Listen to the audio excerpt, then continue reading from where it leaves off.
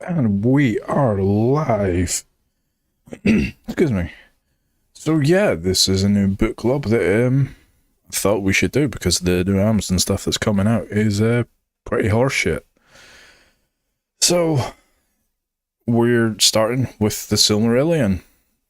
It's a fucking tall tale, and it's what Amazon's making. So yeah, it's not great.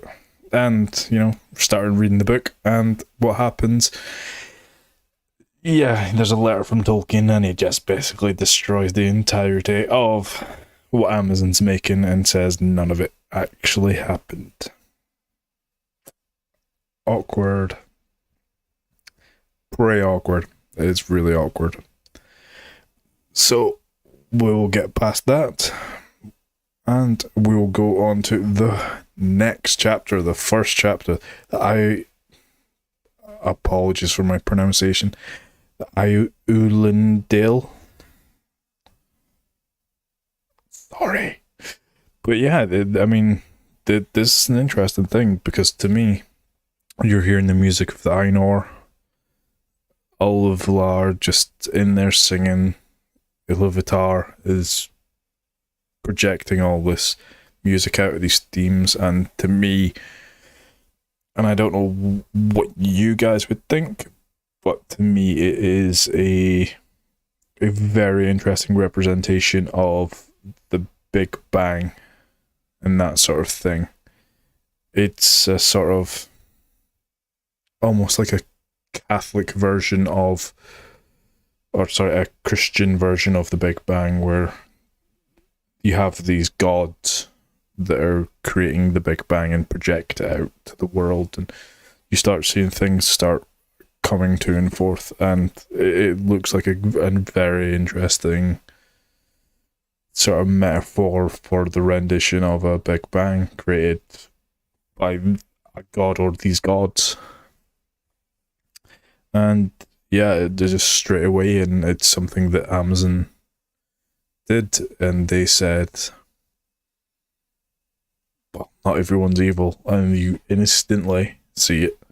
Melkor is evil. He is jealous. He is envious of everyone else. He wants to create stuff. He is jealous of Iluvatar and wants to, bring forth all this stuff that he wants to, and he's jealous that he wants to create life but is unable to. And yeah, it's weird that this was created so far long ago, and yeah, it's still relevant. I mean, the main themes of it is like you're seeing stuff being corrupted and bringing forth of jealousy, and I want that, I need that. Why should I work for it? I mean, the rest of the Valar are working hard towards these things, and Melkor is just like, no, I want these simple things. And it's interesting. It is really interesting to see them talk about it, and the way that he is just jealous of everyone else. He doesn't want to work or sing, as it so happens where they're creating these things out of nothing, and he doesn't want to work for it. It's bizarre, and it's such an interesting rendition of just modern politics. It's weird. It's really weird that it's so similar, and it's almost like a leftist mentality that is Melkor. Not to get too political into this, it is a book that we should sort of avoid, but it is very interesting that the similarities of Melkor and that sort of thing. And another interesting thing that I noticed from that first chapter is the music is effectively a main character. It really is. It controls everything, and it's creating things. It's almost like another main character or sub character. It's very interesting the way that J.R.R. Tolkien writes the way the music flows and how it feels, and it has the highs and lows. It's interesting. It's And like I said, it's like a character, and you can see almost the same as Peter Jackson, where the music itself is a character that is producing this amazing ability of making you feel something, like your Aragorn, your Gimli, your Gandalf, Merry Pippin, whoever. It is like another character throughout all this work. So yeah, I think it is a good point to make. Is this like a Christian version of the Big Bang? To me, it pretty much is. It does look like a Christian version of it. So yeah, it's interesting to see from a deeply religious man. He is religious before those pissy fucking Tolkien Society people moan about, oh, he's not religious. Yeah. Oh yeah. And then we come to the next chapter, Vala Quinta. And once again, the theme of the Big Bang, again, is through there, and the music as another character within the book. And we start seeing that the forming and the talking of men and elves, and them being put into Arda. So, or will they be put there? What's happening? Will they be left asleep for longer? That the themes and stuff are really building up on how men and elves will be put onto the planet. And Melkor in the early places starts to corrupt everything in Arda. You can see him bringing forth all this just evil. He's jealous. The jealousy, the envy of him is just creeping through to bring in more and more people, and bring the elves, bring the men, bring whatever to his side. And it's really sad to see where it's so corrupt. I mean, there's a quote here, and if Manwë is with her, Varda hears more clearly than all others and all other ears the sounds of the voices that cry from the east to the west, from the hills and the valleys, and from the dark places that Melkor has made upon the earth. And you can see where the Valar are now stood there going, fuck. He's really messing with everything, and he's destroying and corrupting everything that was made pure. And it's another theme that it goes through every single one of Tolkien's books, whether it's The Hobbit, whether it's Lord of the Rings. It continues to just, you see things that are corrupted again and again and again. I mean, there's another quote here that I've written down from Anenya. She is acquainted with grief and mourns for every wound that Arda has suffered in the marring of Melkor. And you can just see constantly bringing down every single bit of Arda that the Valar have created, and it just gets worse and worse and worse. And it's something that Tolkien always does, where he's constantly saying, no, we should preserve everything, we should make the world beautiful, the countryside is beautiful, and then as you get towards the city, it's... I mean, I think Lord of the Rings is probably the best example of it. As you go across from the Shire to Mordor, you see more machines, more corruption, more dark, more dust, more ash. It's painful to see, and you know, it seems to be that Tolkien's dream, its perfect place in the world, is Bag End, the Shire, and the corruption just takes over, and back to Silmarillion, it's happening again with Melkor. So yeah, another thing I thought was really interesting is the way Tolkien writes, the way the water is when Ulmo is creating it. Everything to do with water, it's almost like it's alive. It's like a living being. It's almost like it can control. It flows around. It does things that a living person would do, and it's almost like it's like a cross between a bird and a cross between like a ballet dancer. The way it's sort of been written, it goes on and on and on and flows and dances around rivers and bays.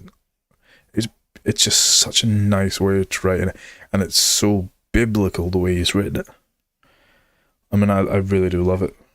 I really do love it. And we also have more further Melkor envy and jealousy of the others throughout. I mean, Ule and Melkor want to make life, but Melkor pushes further, and yeah, Melkor starts corrupting and getting evil, and it sucks. It really does. He just wants to ignore Iluvatar and just go, I will do what I want. You're not controlling me. And we have a quote here.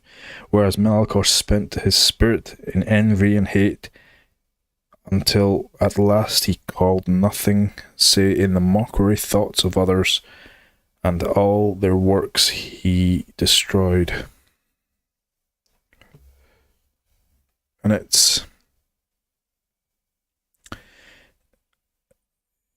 he just wanted just to destroy stuff for the sake of it, because he couldn't do what they wanted, and his stuff was so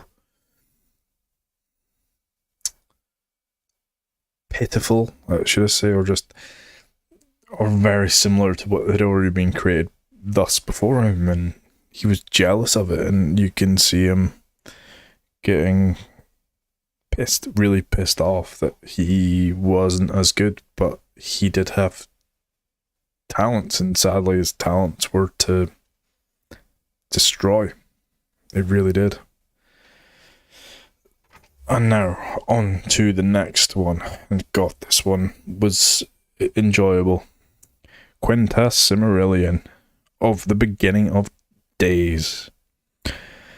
So we first see the making of the lamps, and I think it's interesting to realise that when Arda, Middle-earth, was created in the beginning, it was lit by 2 trees with lamps in them.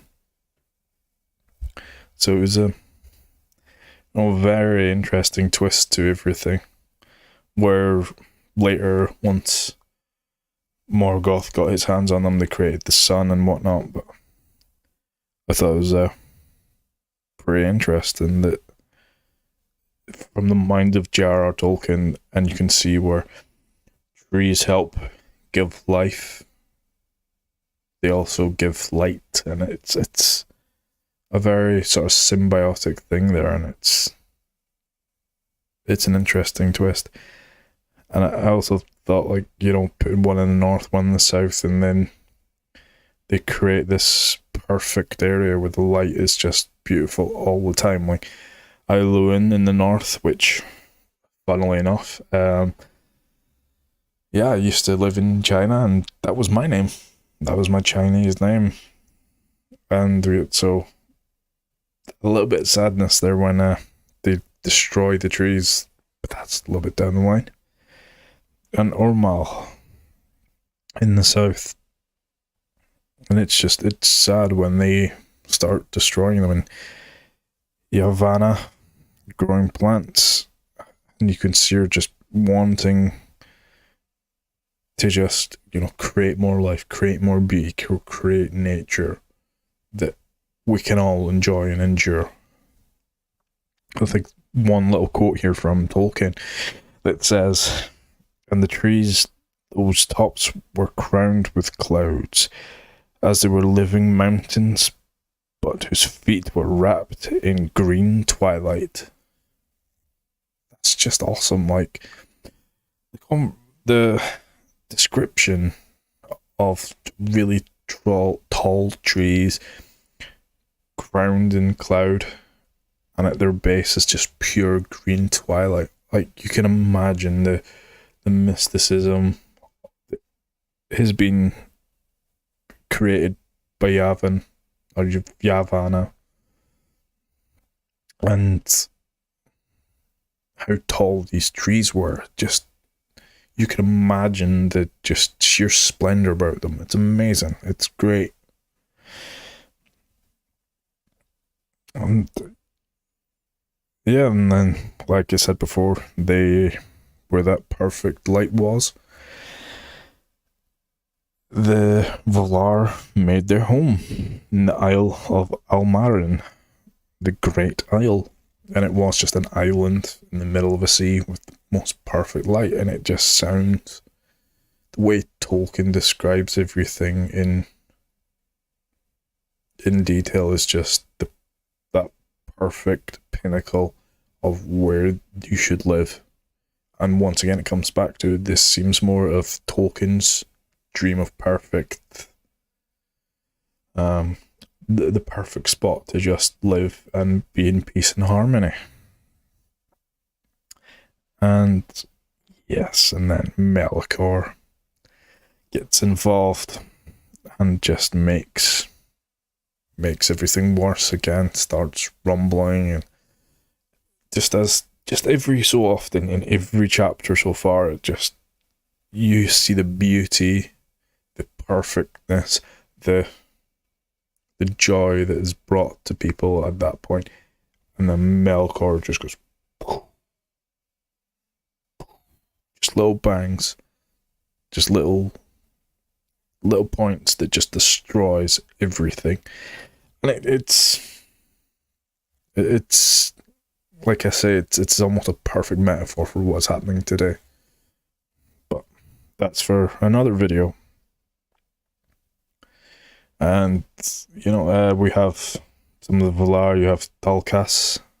And when Tulkas was finished and he went to sleep, Melkor really feared him.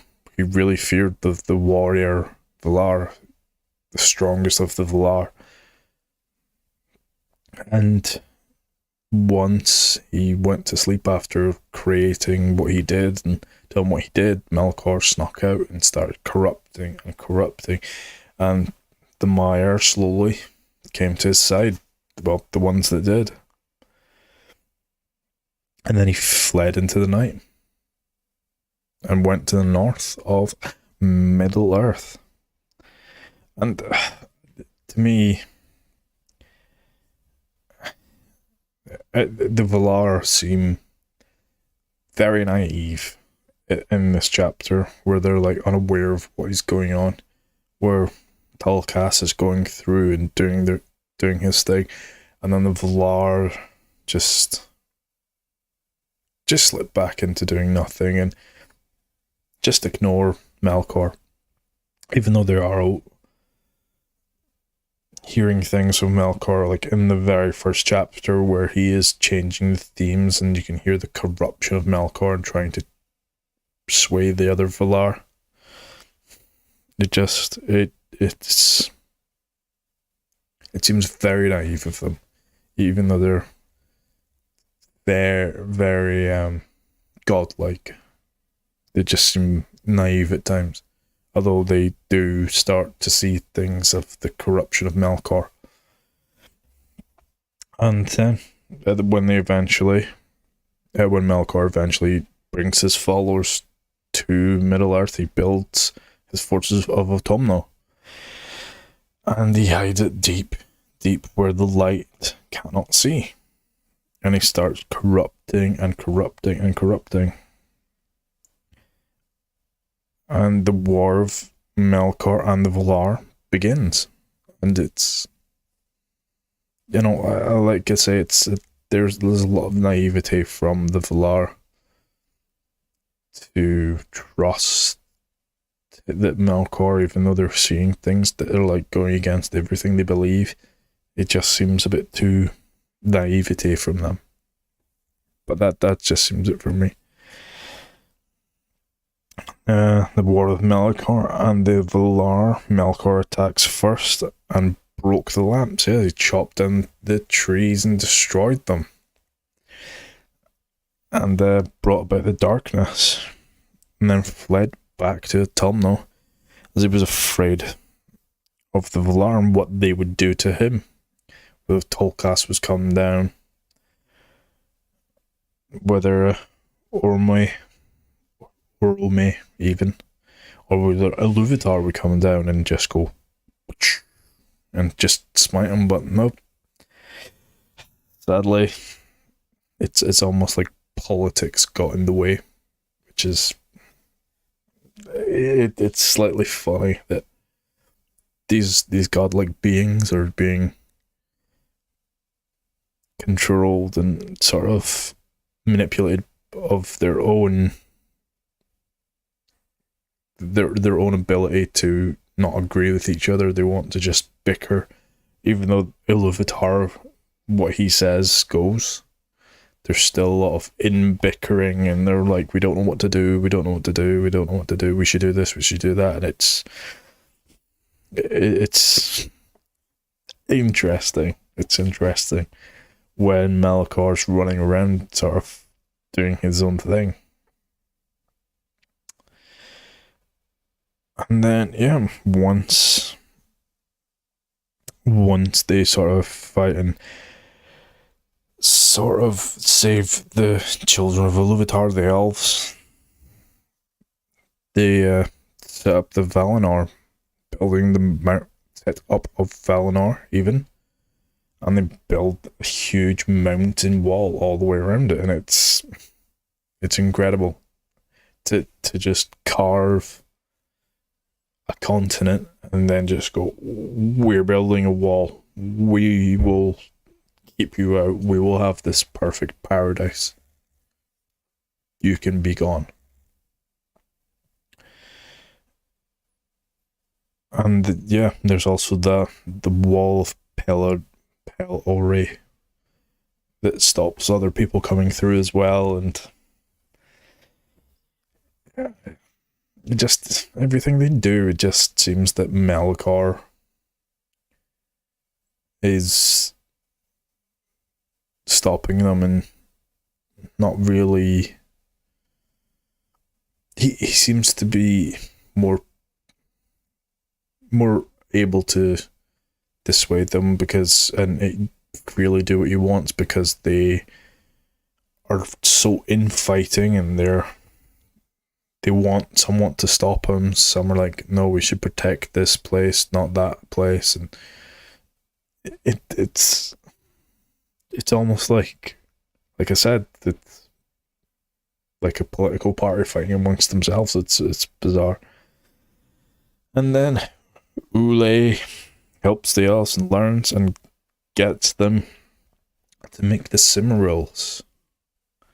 And Ule is impressed. He parts knowledge into them, and it gets that great that they start going to make the Silmarils. Ooh. Some technical problems on my end. Stream health. So far so good. Anyway. So Ule helps them, and he helps them craft things. And Ule eventually, as we know further down the line, creates a dwarf, but that's another story. But the one of the Valar that really, really wants to stop Melkor is Yavanna, or Yavanna. I'll get it right at one point. Yavanna wanting to stop Melkor, seeing what he was doing in Arda. She was the first one to go,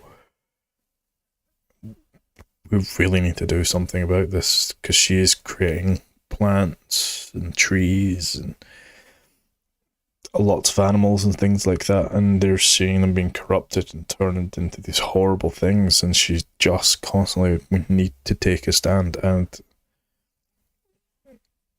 it's going to get worse. It's going to get worse, and obviously she was right. Orome then goes out and is sent and starts, killing these creatures that is completely corrupted. And Melkor goes, oh shit, it's having Orome go and try and stop them. The great hunter himself come out and go there with a bow and arrow on his horse and just trample down and kill every corrupt, imperfect creature that Melkor has produced. There's a lot that Yavanna, I'll get it right at one point, that she is right. If this man, this Valar, this god, comes down and just stops everything and puts Melkor into hiding. And we start seeing more and more views of men and elves and what they actually have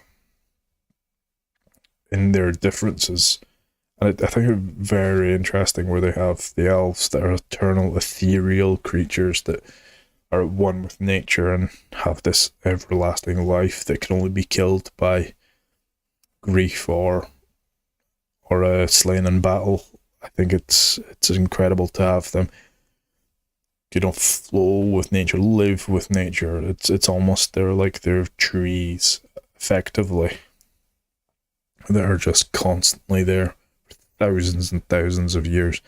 And then the men, they're there to shape and create whatever Middle Earth wants and pursue further perfection within their abilities and choose their own fate, but is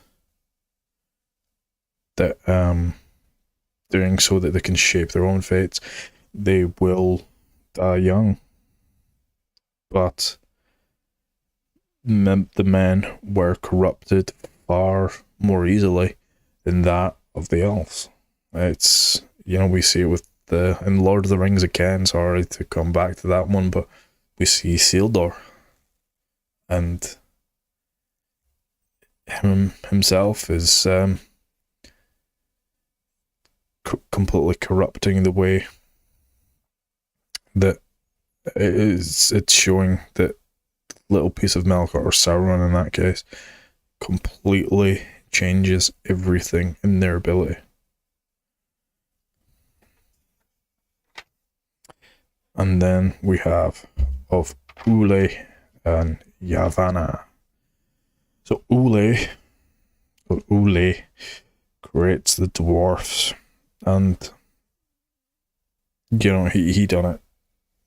As same as Melkor, he was very jealous that he couldn't create life, so he did it in secret and created the dwarfs. But Iluvatar sees them, and they talk about it, and Ule says to Iluvatar, "I will give up these 7 dwarfs and give them to you, or I'll destroy them." And another one as well, I think it's very interesting. It's almost like a pro-life conversation that happens there, where Iluvatar comes in and goes, "No, we'll just let them sleep until they're ready, and then they will rise." Because I think he's seen the imperfections in them that Ule produced, but they were still special in every which way. And I think it's very interesting, almost a pro-life a message there. And it's interesting. And then Yavanna, fear of the destruction of nature, that as she learns through this, as Uli did not tell her, and they were told that she is eventually told by him and Manwë, I think it was, that these creatures, the children of Iluvatar, will do the same thing as what the children of Ule do, the dwarves. They will feast upon what she has created, and she is upset, so they agree to create the eagles and the ents. So that's the first time they have the great eagles. They're sent into the mountains. They couldn't stay in the trees, so they created the ents to shepherd the trees. It's a very nice little touch there. I like that one. And just the history of the dwarfs and how they were built to have a complete just sturdiness, because everyone sort of knew that they're going to be tempted by Melkor, and they were going to need to be strong, tough, and able to withstand everything. It was interesting. It really was interesting that Ule sent forth and produced this. And then we come to the next chapter of the coming of the elves and the captivity of Melkor. So instantly we see Melkor corrupt everything and start creating Balrogs as they become to be known. And then we get the first mention of Sauron. And they built Angband, and Sauron was in there, the other great fortress of Melkor. And once again, it's almost like politics is ensued. They have their Valar are forced to have this council with Melkor. And Melkor forcing their hand, and they're sort of in bickering, and some want to do this, some want to do that, some want to have nothing to do with it, some want to do everything to it, and it's crazy. It really is, that there's so much infighting. But then we get further and further into what happens to the elves. I think they're a really interesting story where we have the elves, the Quindi, they were the first ones. And then, the description of these Quindi, it just, seeing what Amazon's doing right now is just the polar opposite, where they're actually like described as just being ethereal creatures, these almost an image of an angel, effectively. And then we have what Amazon's doing, and the less said, the better. But then Melkor and Orome have effects on the Quindi, and you can sort of...